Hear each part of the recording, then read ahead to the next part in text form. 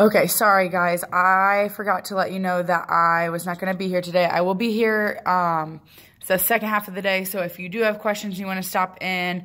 5th period, I am teaching geometry again, and then 7th period is my plan period, so if you have a study hall or something that you want to swing by and ask any questions, you can from today. But first thing I want to do is go over a couple questions from your homework, so if you need to, pause the video so that you can grab out your homework from last night. The first one I want to go over is number 12, and that just said, find the measure of each arc in circle P. So they wanted the arc of TC. Now, don't forget, measure is the same thing as degrees. Well, not same thing, but when they're asking for measure, they want degree. So for number 12, you should have had 128. And the reason being is that that central angle was 128, so we keep that same thing for the arc. It's called a central angle because it is located on the center of the circle, so it looks something like this. It has the center of the circle, and then here is the degree measure. And they said this is 128, so that's the same thing as the arc TC. Oh, that's backwards. This is T, this is C. But, so you keep that same degree. So 128 is 12. Another one I want to go over is 24 real quick. 24 is asking you to find the circumference. So I'm just going over one question from each section. And then it says, leave your answer in terms of pi. So for 24, they gave me a diameter of 20, and that equals D. And my circumference formula is pi times diameter. So if I plug that diameter into D, it would be 20 pi. And I leave it like that because they're asking it for it in terms of pi. When it's in terms of pi, they want the final answer to have the symbol pi in it. You don't type it into your calculator. Next, I want to talk about 30. So 27 is the same thing, just asking for circumference, but 30 is the next one I want to look at. 30, it says find the length of each arc shown in red. So length is where we have to use that formula where you do the measure of your arc over 360 times your circumference, so pi times diameter. So I'm going to use that and plug in what I know. Well, I know the measure of my red arc is 45 over 360 times circumference. Well, the radius is 14, so I'm going to double that. That's 28 pi. Okay, now let's see, they are saying leave it in terms of pi, so I'm going to leave it in terms of pi, and just in my calculator, the way that we type this is, so I'll put it right next to it, 45 divided by 360 times 28. And I would just hit enter. So I'm not typing in pi, I'm just doing the 45 divided by 360 times 28, and that gives me 3.5 pi. So that would be my final answer, okay, for number 30. And I also want to look at 33 because that's similar to that. We're asked to find the length again. So we're using this same formula down here as well. So the measure of my arc, but the red arc is really the whole circle minus 30 degrees. So 330 over 360, because remember a whole circle is 360, times my circumference. Well, my diameter is 36 pi. So again, the way that I type that in my calculator is just 330 divided by 360 times 36. And I can type that all in at one time, and I get 33 pi. That would be my answer for 33. Okay, so really that's all I wanted to go over for the homework. You can go ahead and put that away because next we're going to go over notes, but I just wanted to go over one from each section so that hopefully it maybe clears up some confusion just in case you had some because we didn't go over notes. Okay, so I'm going to go through this rather quickly. If you do have questions, I don't mean to go through it quickly, but I know that I just talk fast. But if you do have questions or get behind a little bit, just pause the video or star where you're at that you are confused about, and then I can answer questions tomorrow. So the very first thing they're starting off with just area of circle, and you should know that. That's pi r squared. The way that I remember that is because units squared is area. Area is measured in units squared. So I always think of r squared. Pi r squared is my area of my circle. So we're starting off easy. It just says, what is the area of a circular wrestling region with a 42-foot diameter? Well, if the diameter is 42 feet, I'm looking for the radius. So I've got to cut that in half, and I'm going to have 21 squared times pi as my area. 21 squared times pi, because that's my diameter is 42, cut it in half for my radius, squared pi. So 21 squared. They didn't actually ask for it in terms of pi. So I'm actually going to type into my calculator exactly what I see, parentheses 21 and parentheses squared, and then hit pi so that it gives me, I don't know if you can see that, but so that it gives me the full answer as a decimal. And you should end up with 1,385.4 feet squared for your area. Then it says, if the radius of a circle is halved, how does the area change? So the way that I can check this out is if I take the radius and I times it by half. Okay? Well, we know that when we have, this is back from algebra, when we have multiplication, a product to a power, each of those parts gets the power. So area equals pi. If I square one half, it becomes 1/4 r squared. Okay, so this is what's telling me happens if I have the radius, then I have a fourth of the area. That's part B. This was A. Okay, so if I half the radius, I'm going to take it's going to be a fourth of my area because I have to square the half. So next, we're talking about sector of a circle. This is something new to you. A sector is just like a piece of pie. So you can see in this picture, this is a nice big piece of pie, but that would be the sector. RPS is the sector here. So it's that shaded in area. I always think of it as a piece of pie. So here comes that formula again, similar to what we used yesterday. This formula, though, however, we want the area. We don't just want the length of the arc.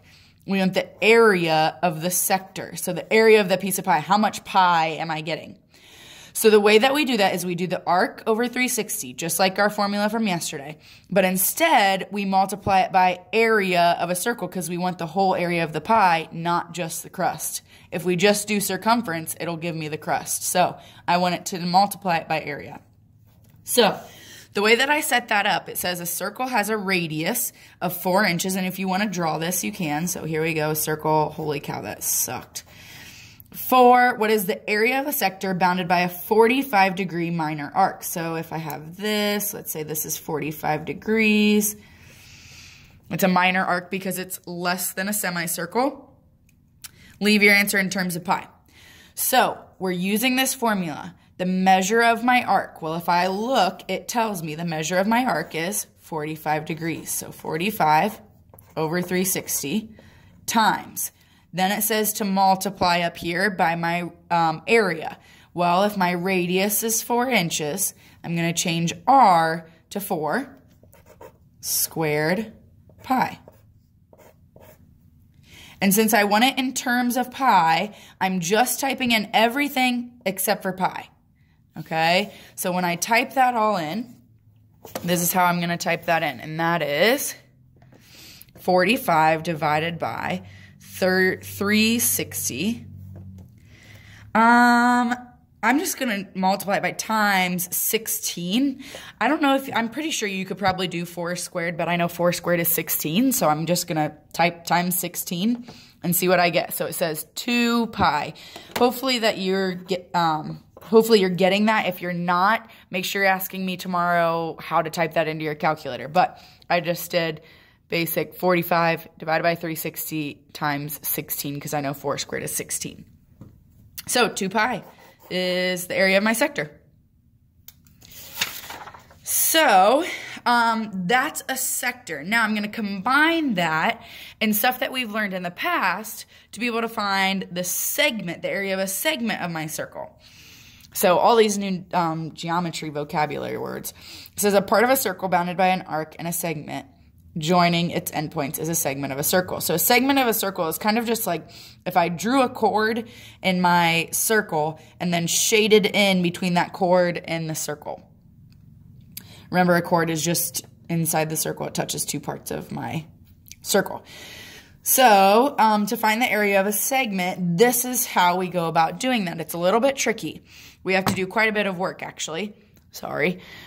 You have to find the area of the sector, so what we just did. So that piece of pie, area of the piece of pie. Subtract the area of the triangle, because if I take away the area of the triangle, if this is gone right here, then I'm just left with my segment, the area of the segment. So see how I took away the triangle area and I'm just left with the segment area. Okay, so it's a little bit tricky. Bear with me. So it says, what is the area of the shaded segment shown at the right? Round your answer to the nearest tenth. So we're not going to leave pi. We're just doing everything into our calculator. So first, I have to find the area of the sector. So that told me to do arc measure. So if I look at this arc measure, I've got a right angle box. So that tells me to do 90 over 360. That's not it for area of sector, though. I also have to multiply by the area. So 4 is my radius. So I'm going to do 4 squared pi. That is the first part. This is the area of sector. Now, next I have to subtract area of triangle. So, subtract area of triangle. Well, area of triangle, hopefully you remember from the first half of this chapter, hopefully you remember, is 1/2 base times height. What's nice is in my right triangle over here, if I put it so that this is my base, remember, a radius is the same all the way around. So, if this is 4, this is 4. So, my base and my height are going to be the same. My base is this bottom distance.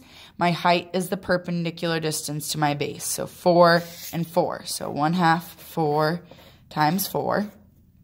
That will give me the area of my segment. Okay, so I've done area of sector minus area of triangle equals. Now, from there, I'm just going to plug all that junk into my calculator. And honestly, I might take it step by step just to make sure that I get the right stuff. So I'll first do the area of my sector. So 90 divided by 360 times, well, 4 squared again is 16 pi. I'm going to see what that is. So that is 12.566. Let's do 37. We'll go far out. It doesn't hurt to go further out. We got to subtract that from the area of my triangle. So 1/2, well, I'll just do 0.5, times 4 times 4, which is 8. Now, they said nearest tenth in our final answer. So just go about typing that in, 12.56637 minus 8. Hopefully you could do that in your head. But 4 nearest tenth, 6 meters squared would be my answer. Okay? If you have to rewatch that, that's fine. Go ahead and start over from the beginning and rewatch that. But what you're doing, just take your time. Area of your sector minus area of your triangle, and then type those into your calculator. You could try. I'm not sure if you can get that out just by doing subtraction. I don't think so, because I think your calculator is going to also go all sorts of whack, but you could try it. So I want you to try these bottom two. Number 2 is just like this front area of your sector. And then number 3 is just like what we did here. So I want you to try that. It's a little bit tricky with number 3, but try your best, and then we'll you can pause the video, and you can come back to this and see if you got the correct answers. So go ahead and pause the video and check out your answers later. Okay, first, number 2. Hopefully that was pretty easy. Measure of your arc is 75 over 360 times your area, and I did 9 squared in my head, and I put 81 pi. And then it said leave your answers in terms of pi, so I got 16.9 pi. Ooh, and that'd be inches squared. I didn't label correctly. But number 3, look at all this work. I told you it's tricky. So this is the area of my sector. This is the area of my triangle. Okay, so this is tricky. What has to happen is that we have to take our circle and we've got to take our triangle. We got to find the base, and the height, which is a little bit tricky. This 2 meters is just my radius, and since it's not a 90-degree angle, it's not your height. So the way that I did this is, first I did cosine of 60 equals x over 2. Why did I do that? Well, if this is my base of my triangle right here, the chord of the circle, then I found, okay, if this is 120, then this whole arc is 120. However, if I drop this down, this line, it's going to cut 120 in half, so that's why I've got this 60 here. So that's why I did cosine of 60 equals adjacent is x, or hypotenuse is 2. Okay, so that's how I set up my cosine of 60 equals x over 2. And then I solved for x, and I knew x was 1. So that was my height right here. Base times height, 1/2 base times height. Here's my height of 1. Then I also had to find the base, this long part. Okay? Oh, yeah, I did that right. I was going to say I might have messed this up, but no, I'm good. So I have, here's my 60-degree angle. I have opposite and hypotenuse, so I use sine 60 equals opposite is my base over hypotenuse is 2. So I got base to be 1.73, so on and so forth. However, that was only this part of the base, only half of the base. So that's why when you see in my formula 3.4, because I had to double what I got for B to get the whole length. So 1/2 base times height. Now, when I type that into my calculator, I got 1 1/3. So if you got 1.3 repeating, pi minus 1.732, that's fine. It did ask to leave my answer in terms of pi, so that's why I had to leave this here, because these do not both have pi, so I cannot combine them. However, if they did both have pi, I could combine them. Also, if you put the next step, let's see, 1.3 pi minus 1.732, and you got 2.35. Technically, that's correct, and I'll take that too, but it did say leave it in terms of pi, so this is the answer I'm looking for, and on the end, of course, that's the answer they will be looking for. Like I said, I will be here the second half of the day, so if you do have questions, please ask. We are just doing an activity tomorrow, so you'll be fine to ask me questions tomorrow as well. Please be good to the sub, and I will see you when I return.